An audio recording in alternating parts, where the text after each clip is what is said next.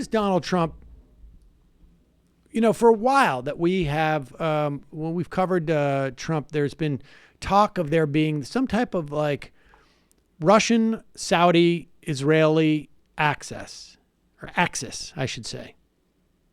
Early on, I remember we had Dan Dicker on the show in the Trump administration, where he pointed out like if you were going to assemble a cabinet that was about the sort of petrodollar, this would be the one. It could also just be that Donald Trump has some type of deals with the Saudis. But he really, I hope, I gotta think that they're getting their money's worth, because he's really going the distance on trying to downplay the Mohammed bin Salman's role in the killing of Khashoggi. And the CIA, over the weekend, there was a leak that they had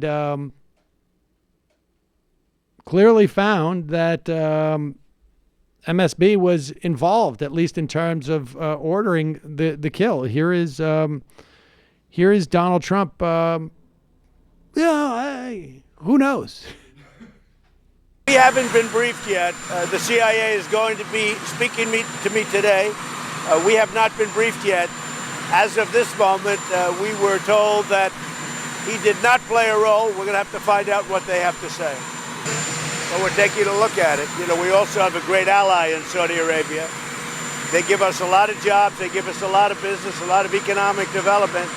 They have been a truly spectacular ally in terms of jobs and economic development. And I also take that, I'm president, I have to take a lot of things into consideration. So we will be talking with the CIA later and lots of others. I'll be doing that while I'm on the plane.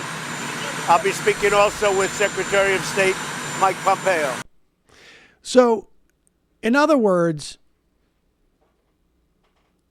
the reason why MBS did this, why they were bold enough to essentially lure a Washington Post columnist, a resident of the United States, a Saudi national who had been critical of the MBS regime, lure them back into an embassy in Istanbul, send a 15-person kill team to kill him, chop him up, to get him out of the remains of his body out of the country. The reason why they did this is because they were under the impression that they would suffer no consequences internationally. And by internationally, I mean, of course, from the United States. I can't imagine where they got that idea. The only thing that they underestimated was the level of power the president has. And they may not have. I mean, they overestimated that he had the ability to quiet every, Republican senator. But this was just a bridge too far. But you can understand why they thought they could get away with it. It's because Donald Trump clearly communicated, like, do whatever you want. I don't care. Whatever it is that we have some type of relationship between you, Trump Industries and you, is enough for me to say whatever you do. We touched the orb together. I mean, he's doing it now. After the fact, after it's become incredibly controversial and costly to him, he's still doing it. So there's a good reason why they thought they could get away with this. And it is the same reason why Duterte, arrests journalists. Bolsonaro's, I mean, it's the same dynamic as to why I think, we had talked about the elite in Brazil, uninhibited by the implications of them electing a fascist, because that mirror that sometimes the United States would hold up and say, like, this is a problem. We don't like this. That's gone. That's gone. Meanwhile, Donald Trump sat down with Chris Wallace on Fox News Sunday and was asked a couple of questions, one of which was about the Khashoggi tape that apparently exists and makes it clear that he was killed, among other things. And apparently, according to the CIA, maybe the tape, maybe other things make it clear that MBS was involved. Here is Trump responding to Chris Wallace on that.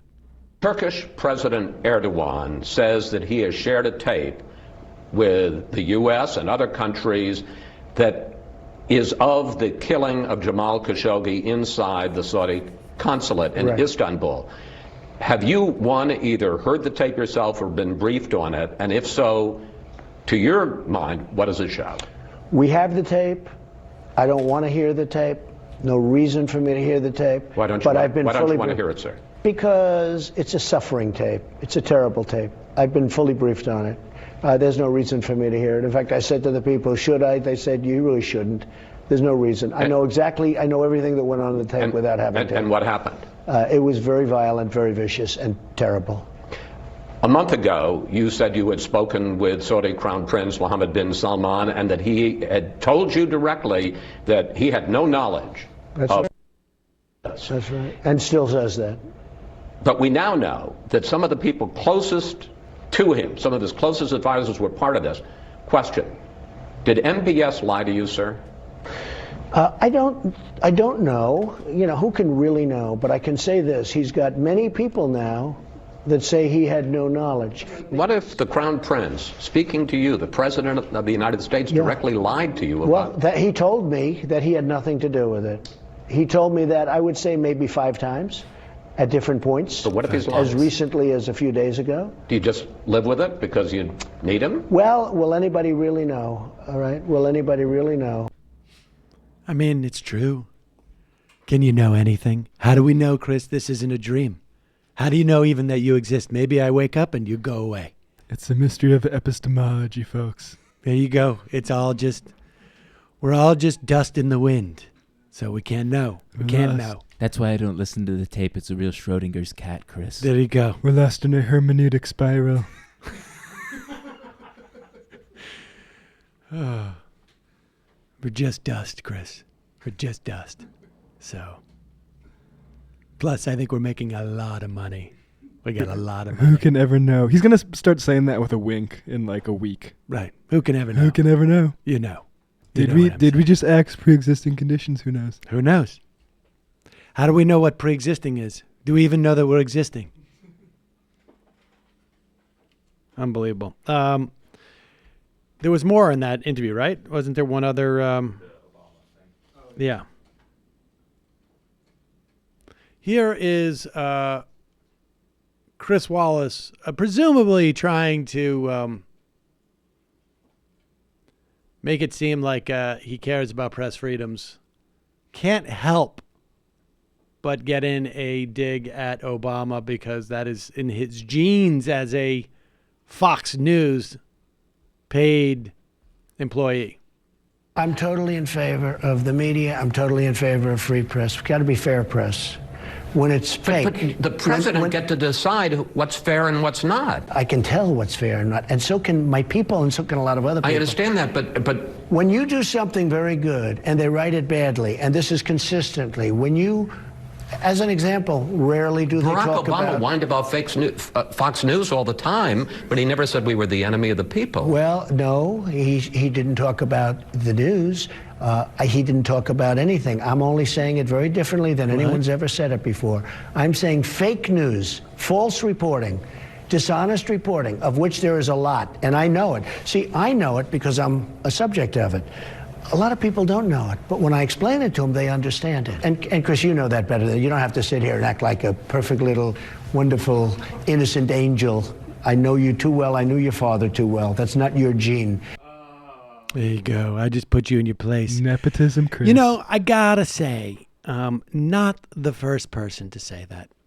Lugan Press. Yeah, Merkel got the Lugan press. Yeah, the Lugan Press. Protects Angela. The lying press, the lying media.